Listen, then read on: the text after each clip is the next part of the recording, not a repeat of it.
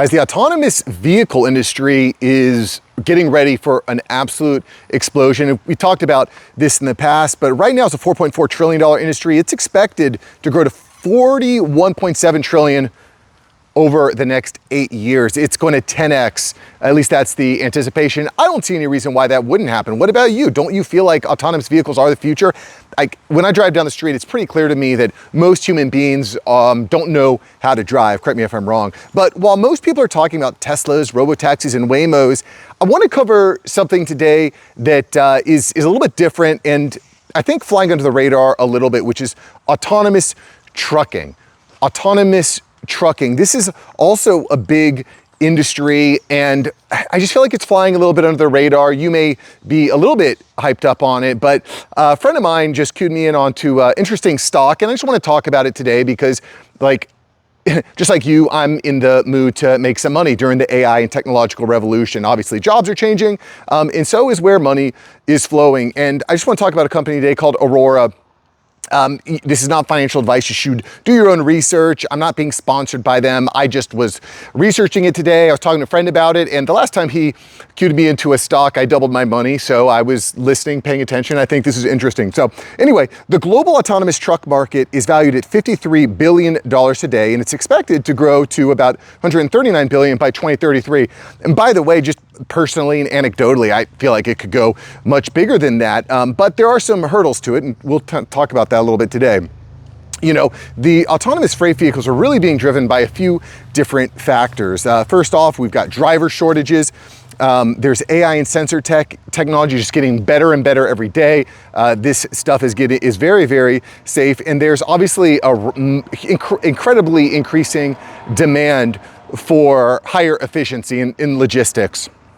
And we've talked about that in pretty decent length. In fact, we talked just a couple days ago, I'll post a link to the video here, how Walmart's plan is to get you your products within 30 minutes. So if you go onto your phone, you say, I want that item from Walmart, it'd be at your doorstep in 30 minutes, which again, puts a lot of pressure on human beings that work there. But I mean, as a consumer, like how incredible is that? You know, I'm gonna be doing a smoke. I'm smoking a brisket this week. For a small get-together at my house for the NBA Finals.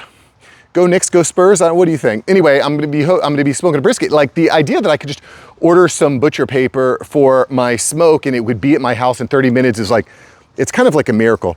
Anyway, let's get back to autonomous freight trucking. So Aurora was founded by self-driving veterans from Google, Waymo, Tesla, and Uber. And the CEO, Chris Urmson, was a previous leader at Google's self-driving car program. And what's interesting about Aurora is that they've launched commercial driverless trucking operations and they gained a lot of money, but then it took a 90% hit after raising capital because they just weren't making any money. Well, what's interesting about Aurora is they just finally started generating revenue. And you listen, they're burning more cash than they're making, but it at least shows that we can actually get some revenue going on this. And again, while this was a pipe dream before, it's now becoming a reality. This company is actually putting trucks on the road and moving freight. And you know, proven concept?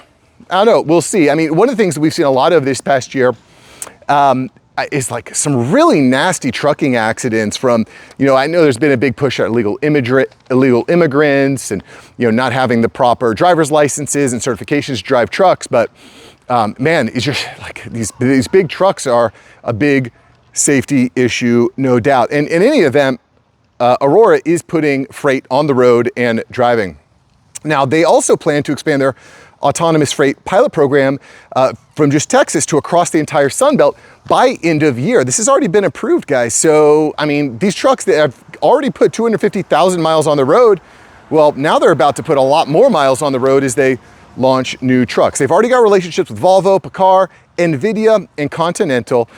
So I don't know, it's pretty interesting to me. I mean, how many shares do you think I should buy? We'll talk about that in just a minute too. And you know, whatever you want to do is up to your discretion, but I'm always looking for a quick tip. Anyway, they've got these relationships and they do have some issues, right? They've got a $12 billion valuation while only generating a few $1 million in revenue. And frankly, they're churning tens of millions, if not hundreds of millions of dollars in operating expenses. They also might be raising additional capital. You know, one of the things, they're just keep, sorting out new funds. So it's a little bit risky there. And there are certainly the regulatory risks, which we've kind of talked about. I mean, the fact that Aurora has already gotten past initial regulation is interesting to me. They've already got trucks on the road, they're logging miles, and they're bringing more in. As I'd mentioned before, they've logged over 250,000 driverless miles, and they also have another several hundred trucks planned to go on the road this year. And you know what's interesting to me about this is I see people in the comments saying like driverless trucks aren't going to happen, and it's a pipe dream, and what about the truckers? Guys, it is going to happen.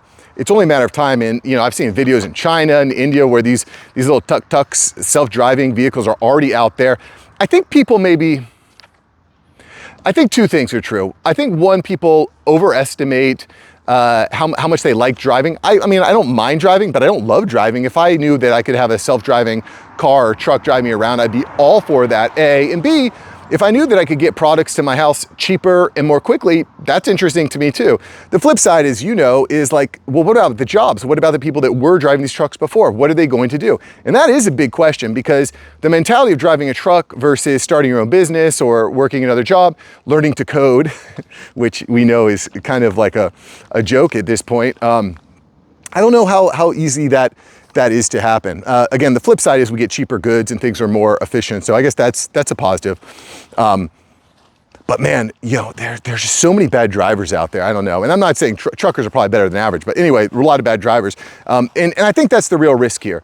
Safety, public perception, and regulation. And again, statistically, driverless systems like this, like Waymo, for example, are 85% safer than a human-driven vehicle. Think about that for a minute, 85% safer. That is absolutely crazy.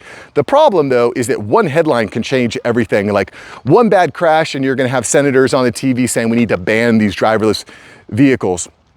Every once in a while I'll see a video about something like that. But, I think that like in general, one of the strengths that we have as men is we can look at things unemotionally, and we can look at things statistically, right? And I like to rationalize things out, look at the data, and see how it shows. And so anyway, I think that the self-driving vehicles are imminent.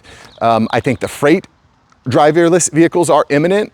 Who's going to win? I don't know. Maybe it's Aurora, maybe it's one of the other competitors. But Aurora, the fact that they've already got trucks, they've already got miles logged. They're bringing on more trucks. They're expanding from Texas to the entire Sun Belt. That's interesting to me. If it works out, that could be a huge boon. And frankly, you can get the stock at about $6 a share right now, which to me is just a lot of upside. Like, every day I buy a little bit of stock. That's kind of been my thing this year. Every day I'll spend 10, 20, $50 on stock just to kind of keep building up my portfolio.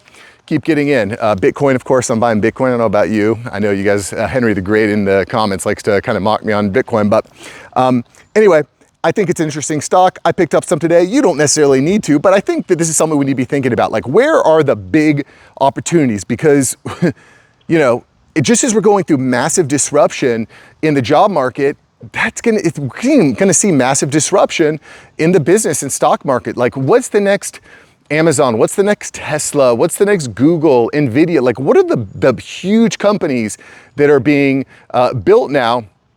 And we can get in early, because like I can go out and I can buy Tesla for a few $100, or I can get some stocks here on the lower end at a few bucks a pop. And I'm kind of more into those types of investments or bets, however you put it. Anyway, what do you think? Do you have any Aurora in your portfolio? Do you think it's a waste? Is there something that I'm missing? Let me know in the comments. I'm always looking for a hot stock tip. And that's all I got for you today. If you enjoyed today's video, check out yesterday's video.